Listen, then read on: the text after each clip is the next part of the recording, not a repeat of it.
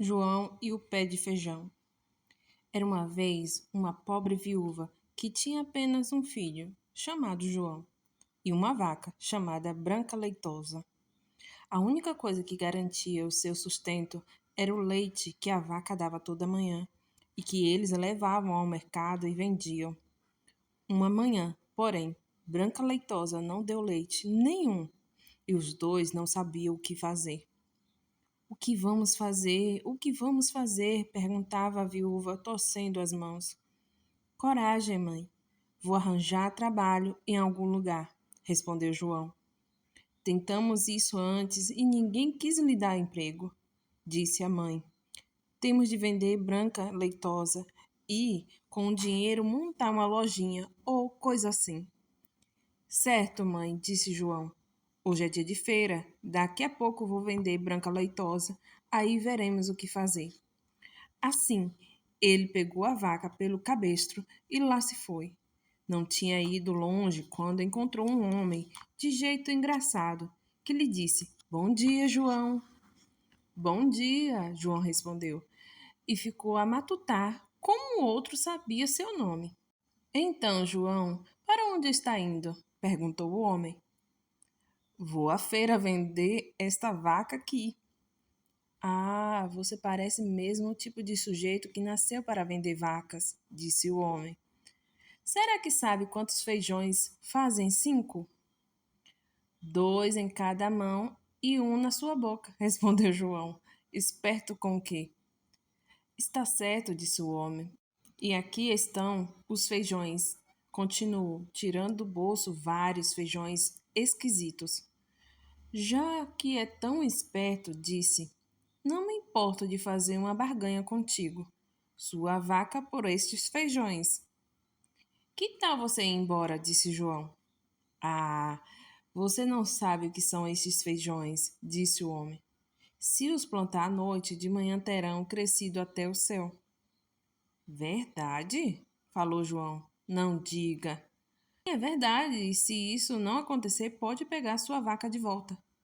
Certo, disse João, entregando o cabestro da Branca Leitosa ao sujeito e enfiando os feijões no bolso. Lá se foi João de volta para casa e, como não tinha ido muito longe, o sol ainda não morrera quando chegou à sua porta. Já de volta, João? Perguntou a mãe. Vejo que não vem com Branca Leitosa, sinal de que a vendeu. Quanto conseguiu por ela? Nunca adivinhará, mãe, disse João. Não, não diga isso, meu bom menino. 5 libras, 10, 15. Não, não, não. Pode ter conseguido 20. Eu disse que a senhora não conseguiria adivinhar. O que me diz desses feijões?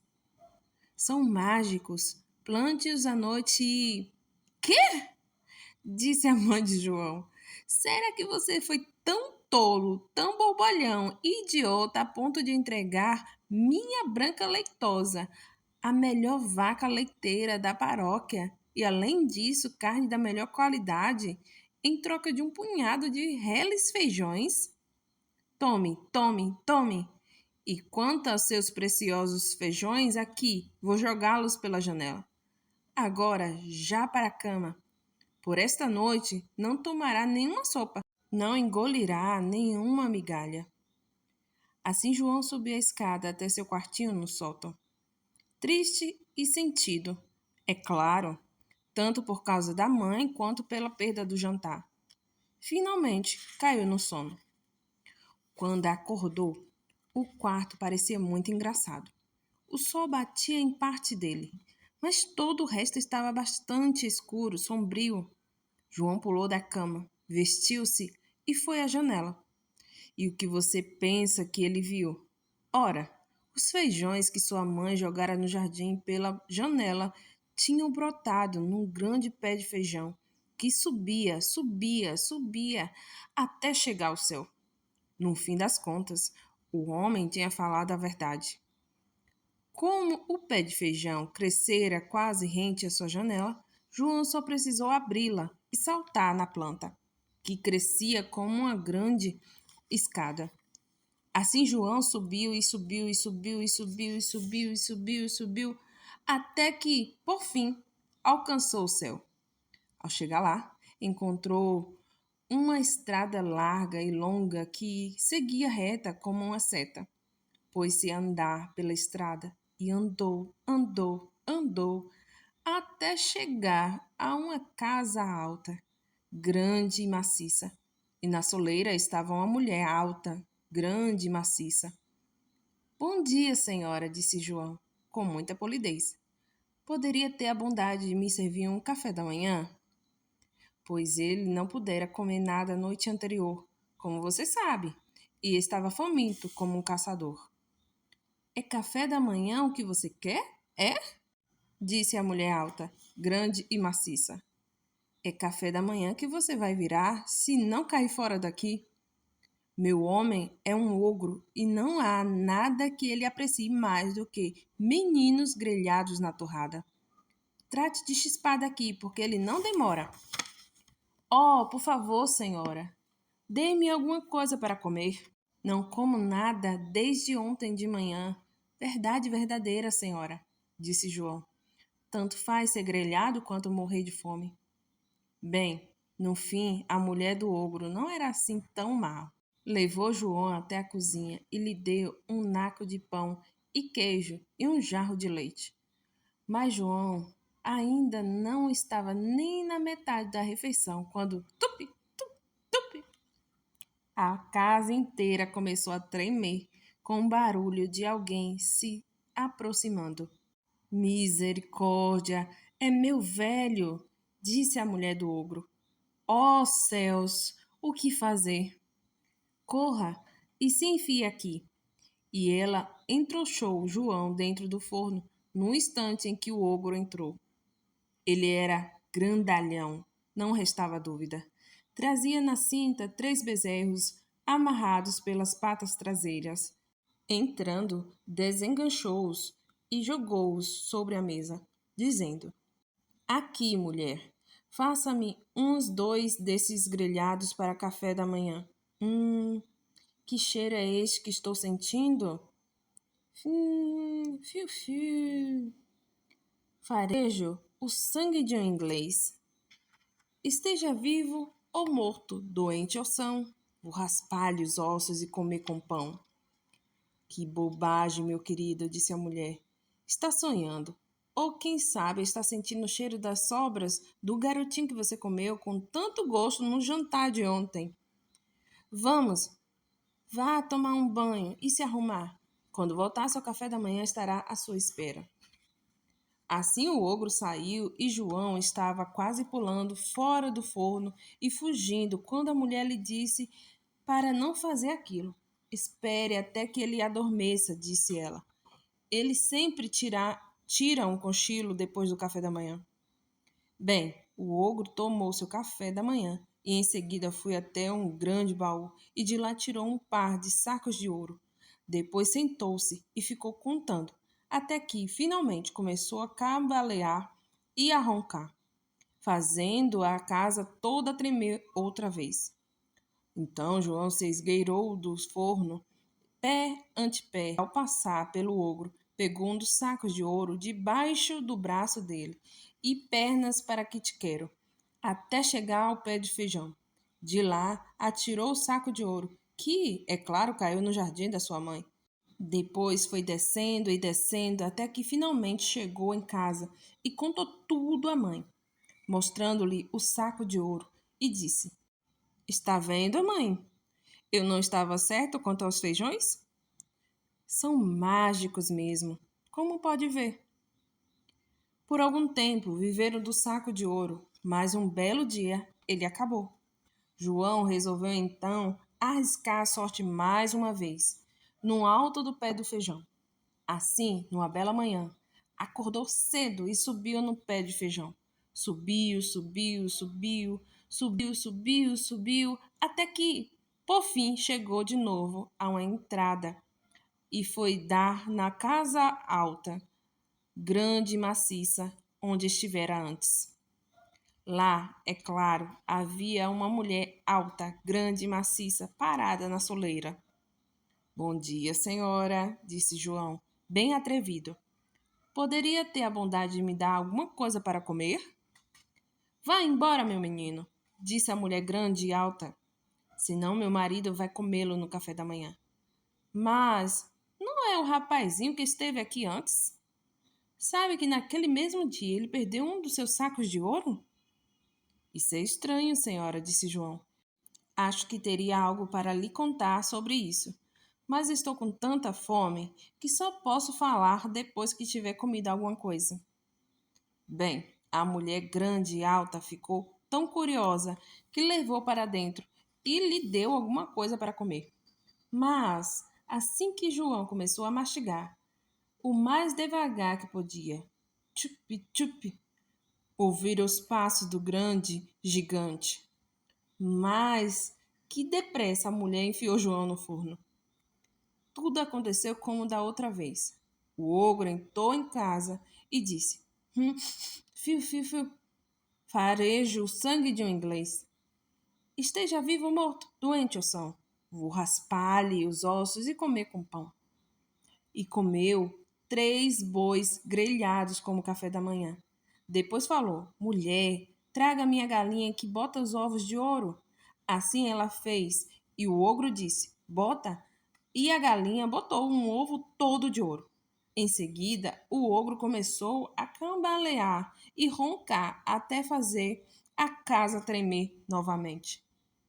Então João se esgueirou do forno, pé ante pé, passou a mão na galinha dourada e fugiu como um couriço. Mas dessa vez a galinha cacarejou e acordou o ogro. E assim que saiu da casa, João ouviu o bradar: Mulher, mulher, o que você fez com a minha galinha dourada? E a mulher respondeu: Por que pergunta, querido? Mas isso foi tudo que João escutou, porque mais que depressa ele correu até o pé de feijão e desceu num ântimo. Quando chegou em casa, mostrou à mãe a maravilhosa galinha e deu ordem: Bota! Mas João não ficou satisfeito e não demorou muito. Decidiu arriscar a sorte mais uma vez lá no topo do pé de feijão. Assim, numa bela manhã, acordou cedo e subiu no pé de feijão. E subiu, subiu, subiu, subiu, até que chegou no alto. Dessa vez, porém, teve a prudência de não ir direto à casa do ogro. Ao se aproximar, esperou atrás de um arbusto até ver a mulher do ogro sair com um balde para apanhar água. Então, entrou sorrateiramente na casa e se meteu no caldeirão de ferver roupa. Não fazia muito tempo que estava lá quando ouviu tupi, tupi, tupi, como antes, e o ogro entrou com a mulher. Fiu, fiu, fiu, fiu.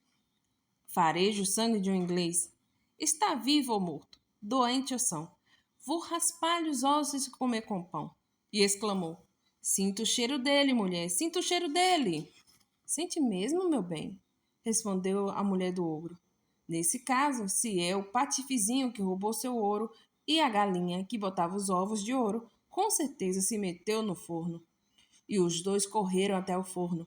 Mas João, por sorte, não estava lá. E a mulher do ogro disse: Você e seu. Fufi. Ora, com certeza você está sentindo o cheiro do menino que pegou ontem à noite e acaba de grelhar para o seu café da manhã. Como eu sou esquecida e você é desatento, para não sabermos distinguir entre vivo e morto depois de tantos anos.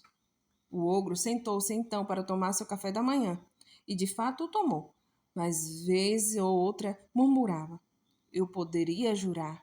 E levantava e vasculhava a despensa, os armários, tudo.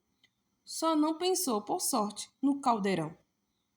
Terminado o seu café da manhã, o ogro gritou: Mulher, mulher, traga-me minha harpa dourada. Assim ela fez e pôs o instrumento na mesa diante dele. Então ele disse: Toca! E a harpa de ouro começou a tocar belíssimamente. E continuou tocando até que o ogro adormeceu e começou a roncar como um trovão. Então João ergueu a tampa do caldeirão de mansinho, escapuliu como um camundongo e se arrastou de gatinhas até chegar à mesa, onde se agachou. Passou a mão na harpa dourada e disparou com ela para a porta. Mas a harpa chamou bem alto: Senhor, Senhor! E o ogro acordou bem a tempo de ver João fugindo com ela. João correu o mais depressa que pôde, mas o ogro foi atrás na disparada e logo o teria agarrado, não fosse por João estar na dianteira, esquivar-se um pouco e saber para onde ia. O ogro não estava a mais de 20 metros de distância quando João chegou ao pé de feijão. E o que ele viu foi João desaparecer. E, ao chegar ao fim da estrada, viu João lá embaixo, descendo numa correria desatinada. Bem, como não gostou da ideia de se arriscar em semelhante escada, o ogro parou e esperou, de modo que João ganhou outra vantagem. Naquele instante, porém, a harpa chamou: Senhor, Senhor!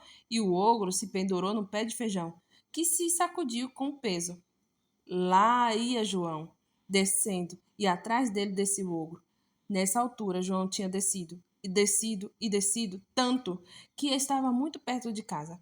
Por isso gritou: Mãe, mãe, traga-me um machado, traga-me um machado. E a mãe veio correndo com o machado na mão.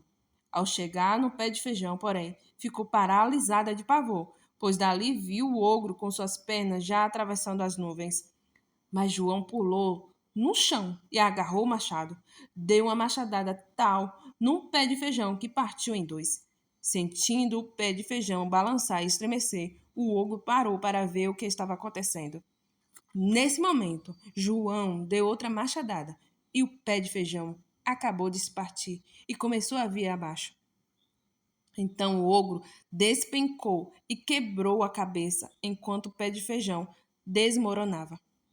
João mostrou à mãe a harpa dourada e assim, exibindo a harpa e vendendo os ovos de ouro, ele e sua mãe ficaram muito ricos, tanto que ele se casou com a magnífica princesa e todos viveram felizes para sempre.